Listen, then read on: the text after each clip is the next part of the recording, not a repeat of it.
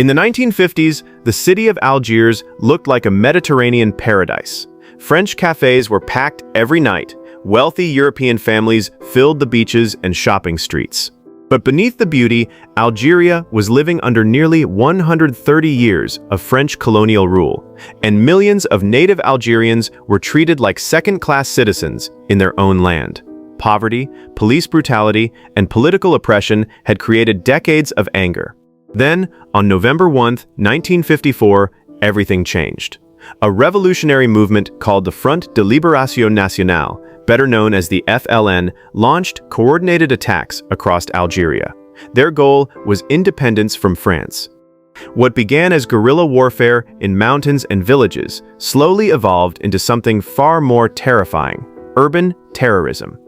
By 1956, the FLN leadership believed they needed to strike directly inside Algiers itself. They wanted the world to see that the war was no longer hidden in remote countryside areas. The capital city would become the stage for psychological warfare. FLN leader Larbi Ben Medhidi and commander Jacques Saidi built a secret underground network inside the Kasbah, the crowded Muslim quarter of Algiers. Cells were organized street by street, district by district. Bomb makers, couriers, spies, and assassins blended into everyday life. Soon, random shootings and bomb attacks began targeting European civilians. Panic spread quickly. French authorities realized they were no longer fighting a traditional rebellion. They were fighting an invisible enemy hiding among the population itself. And the worst violence had not even begun yet. The FLN understood one brutal reality. France had more soldiers, more weapons, and more money. The rebels could not defeat the French army in open battle. So instead, they chose fear as a weapon.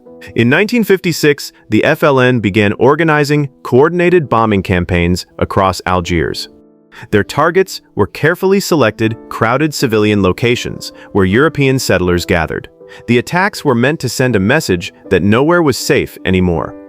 One of the most infamous attacks happened on September 30, 1956. 3 women linked to the FLN disguised themselves in European-style clothing to avoid suspicion at checkpoints. One planted a bomb inside the Milk Bar Café, a popular hangout for young Europeans. Another bomb was placed at the Air France terminal, while a third exploded in a downtown café. Within moments, screams filled the streets. Blood covered the floors. Many civilians, including teenagers and children, were injured or killed. The attacks horrified both Algeria and France. The FLN argued that French colonial rule had already brought decades of violence to Algerians. To them, urban bombings were acts of war, not terrorism. But to the French public, the attacks looked like pure terror aimed at innocent civilians. Fear quickly transformed Algiers into a city under siege. French settlers demanded revenge. Armed vigilante groups began appearing in European neighborhoods. Police raids intensified inside the Kasbah. Suspicion poisoned everyday life. Any suitcase, handbag, or parked vehicle could now contain explosives. As the violence escalated, the French government made a drastic decision. Regular police forces would no longer control Algiers. Instead, elite paratroopers led by General Jacques Massu were sent into the city with extraordinary powers. The Battle of Algiers was about to enter its darkest phase. In January 1957, the French government handed control of Algiers to General Jacques Massu and his elite 10th Parachute Division. These were not ordinary police officers. They were battle-hardened paratroopers trained in brutal counterinsurgency warfare from conflicts in Indochina and World War II. Their mission was simple: destroy the FLN network inside Algiers at any cost. Massu's men immediately locked down the city. Military checkpoints appeared everywhere. Entire neighborhoods were sealed off with barbed wire. Thousands of Algerians were stopped, searched, and questioned daily. The Kasbah became the center of the operation because French intelligence believed it was hiding FLN bomb makers, couriers, and assassins. The French quickly realized that traditional military tactics would not work against a hidden underground network. FLN fighters rarely wore uniforms. Many blended into civilian life during the day and carried out attacks at night. So French forces turned toward aggressive intelligence gathering. Suspects disappeared into interrogation centers. Homes were raided without warning. Informants were recruited through fear and intimidation. Soon, rumors spread about torture. Former prisoners later described electric shocks, water torture, beatings, and mock executions during interrogations. Some suspects were allegedly thrown from helicopters or secretly executed. French officers argued the methods were necessary to stop future bombings and save civilian lives. Critics called it state-sponsored terror. For the people trapped inside Algiers, fear now came from both sides. The FLN could bomb civilians without warning. The French military could arrest almost anyone at any moment. The city had become a war zone where survival depended on silence. As French paratroopers tightened their grip on Algiers, the FLN adapted quickly. Their underground network inside the Kasbah became one of the most sophisticated urban insurgency systems of its time.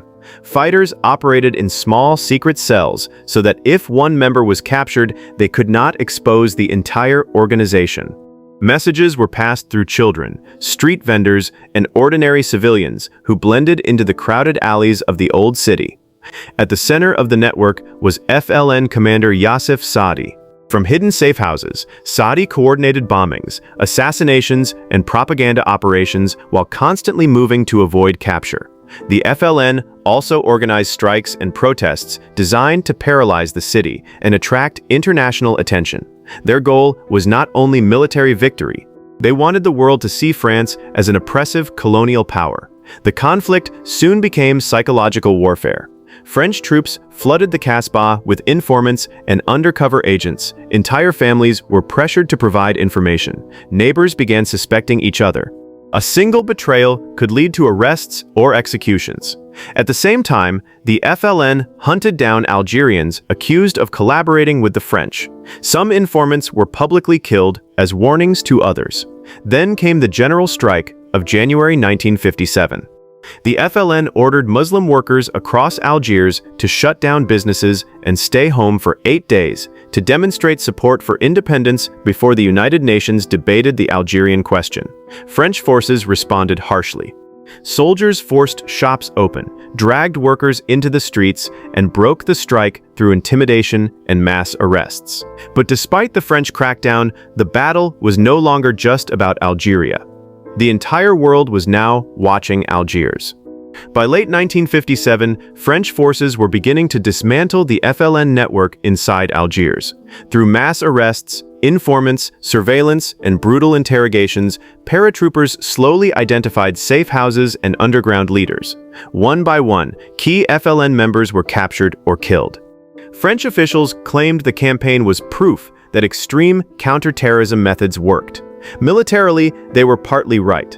In September 1957, French troops surrounded a hideout connected to FLN leader Ali Lapointe. Refusing to surrender, Ali and several companions stayed inside as explosives detonated the building. The blast killed everyone inside and marked the symbolic collapse of the FLN's urban network in Algiers. On paper, France had won the Battle of Algiers. Bombings in the city sharply decreased. Many FLN leaders were dead or imprisoned. But outside Algeria, something unexpected happened. Reports of torture, disappearances, and executions began spreading through newspapers, political circles, and human rights groups across the world. French journalists, intellectuals, and even some soldiers started condemning the methods used in Algiers. Critics argued that France had destroyed its own moral authority while trying to defend colonial rule. The battle exposed a painful contradiction: a democratic nation claiming to protect civilization while secretly using torture and terror tactics behind closed doors. The controversy reached France itself. Public opinion became deeply divided. Some believed the military had saved innocent lives. Others believed the government had crossed a line that could never be justified. And although the FLN had lost the battle inside Algiers, they were quietly winning the larger political war. The Battle of Algiers officially ended in 1957, but its impact spread far beyond Algeria. Military strategists around the world began studying the conflict in detail. Governments facing insurgencies, guerrilla warfare, and terrorism saw Algiers as a blueprint for urban counterterrorism operations. The French military had demonstrated how intelligence networks, surveillance, checkpoints, and psychological pressure could dismantle underground militant cells inside a city. But they had also shown something darker, how quickly democracies could abandon human rights in the name of security. The battle became one of the earliest modern examples of the debate that still exists today. How far should governments go to stop terrorism? Years later, military academies in countries including the United States studied the Battle of Algiers closely. During the Iraq War, American officers reportedly screened the famous 1966 film The Battle of Algiers to understand urban insurgency tactics and counterinsurgency warfare. Meanwhile, the real war in Algeria continued after 1957. Despite France's military victories, the FLN gained increasing international support. Pressure mounted against French colonial rule.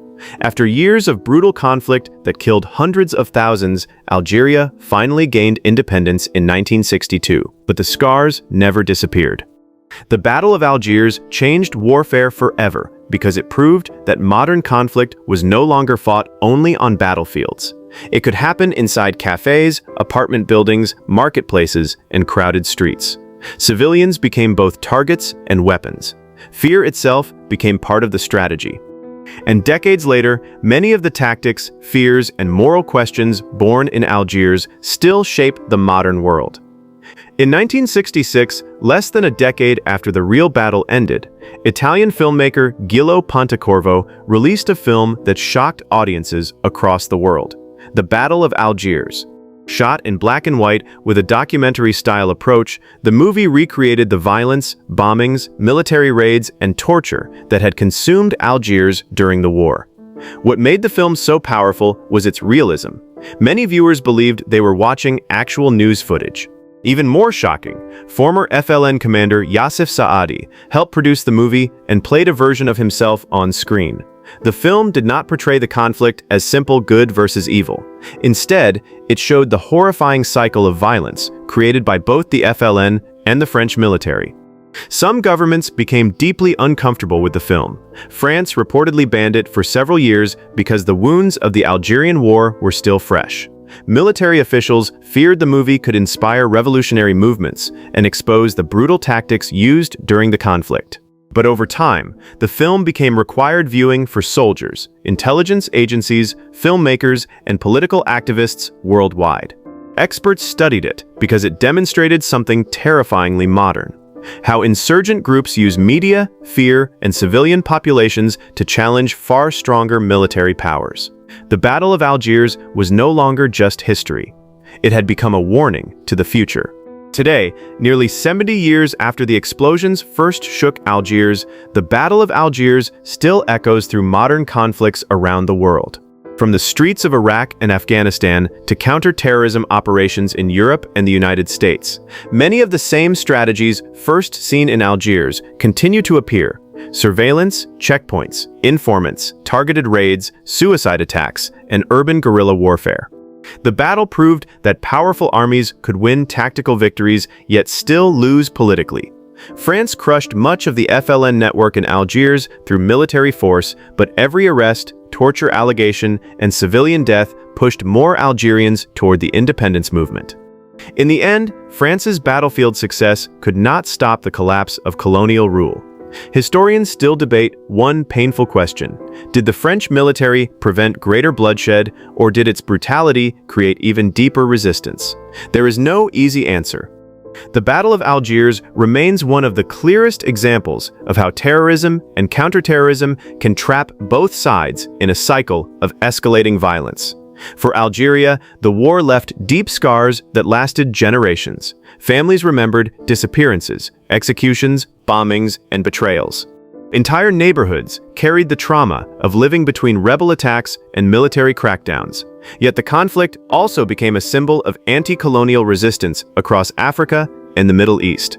The urban war that changed modern terrorism forever was not fought with giant armies crossing open fields. It was fought in narrow streets, hidden apartments, crowded cafes, and frightened minds. And that is exactly why the world still studies it today.